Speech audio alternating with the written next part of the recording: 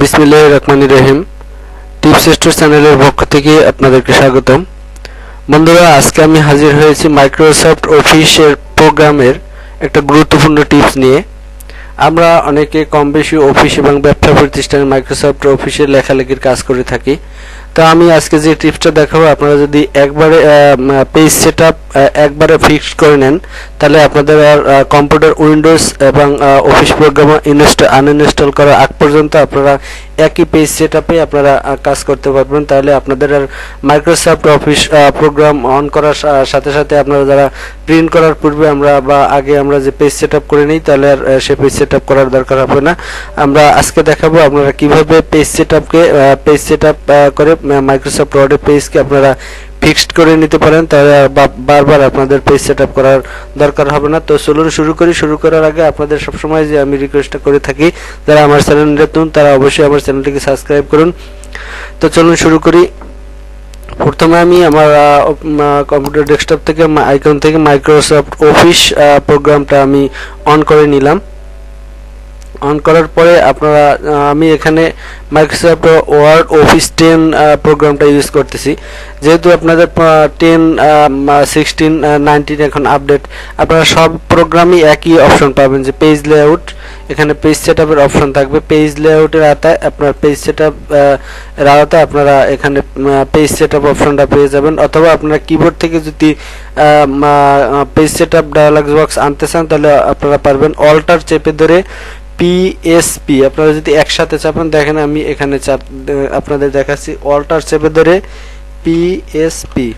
দেখেন বন্ধুরা, আপনাদের পেজ সেটআপের যে ডায়ালগ বক্সটা অটোমেটিকলি চলে আসছে। আমরা দেখা যায় অনেক সময় আমাদের মাউসের সমস্যা থাকে, এই জন্য আমরা কিবোর্ড থেকেও কাজ করতে পারি। তো এভাবে আপনারা অল্টার চেপে ধরে এসপি চাপলেই এস প্লাস এস আবার পি আপনারা চাপলেই একসাথে আপনারা কিবোর্ড কমান্ড নিতে পারেন। তো চলুন মেইন কথায় আসি। পেজ লেআউটের আওতায় পেজ সেটআপ এখান থেকে এই যে পেজ সেটআপে এখানে ক্লিক করবেন।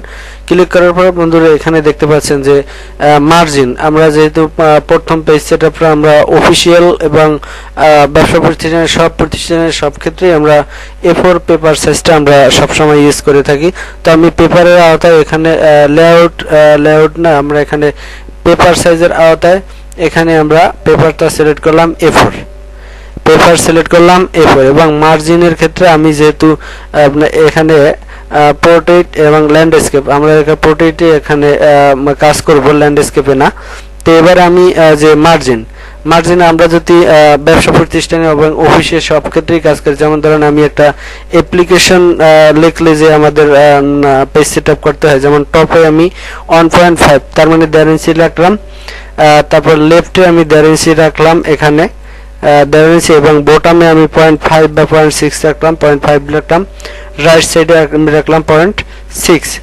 এবারে আপনি এবার পেপারে আমি রাখলাম A4। আপনি যদি লিগ্যাল পেপারে কাজ করেন তাহলে অবশ্যই আপনি লিগ্যাল সেট করে নেবেন।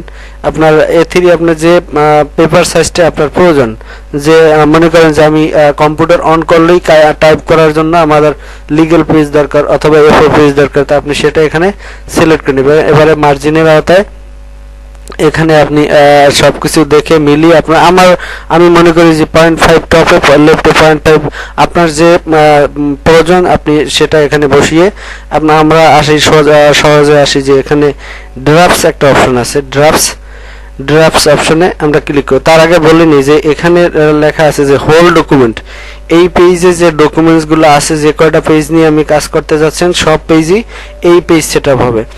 আপনি যদি চান যে আমার একই ডকুমেন্টসের ভিতরে একটা পেজ ল্যান্ডস্কেপে থাকবে, বাকি পেজগুলো পোর্ট্রেটে থাকবে, তাহলে আপনি সেটাও করতে পারেন। আপনারা চাইলে আমার লিঙ্কে দেওয়া থাকবে যে আপনারা কিভাবে, ডিসক্রিপশনে দেওয়া থাকবে যে আপনারা কিভাবে একই ডকুমেন্টসের পেজের ভিতরে ল্যান্ডস্কেপ এবং পোর্ট্রেটে আপনারা কাজ করতে পারেন। আপনারা চাইলে সেখান থেকে দেখে নিতে পারেন। তো এবারে সর্বোপরি আমি এখানে ড্রাফটসে ক্লিক করব। এখানে আমি ড্রাফটসে ক্লিক করলাম, এবারে ইয়েস করে দিলাম। এই দেখেন বন্ধুরা, আমার পেজ সেটআপে অলরেডি এই যে আমি যে সাইজে করেছি, যেমন টপে 0.5, লেফটে 0.5, রাইট সাইডে 0.6, টপে 0.5, এভাবে চলে আসছে। দেখতে পারেন আপনারা এখানে যে মার্জিন শো করতেছে, এখানে মার্জিন শো করতেছে, এখানে আপনারা এভাবেই আপনারা পেজ সেটআপকে আপনারা ফিক্স করে নিতে পারেন।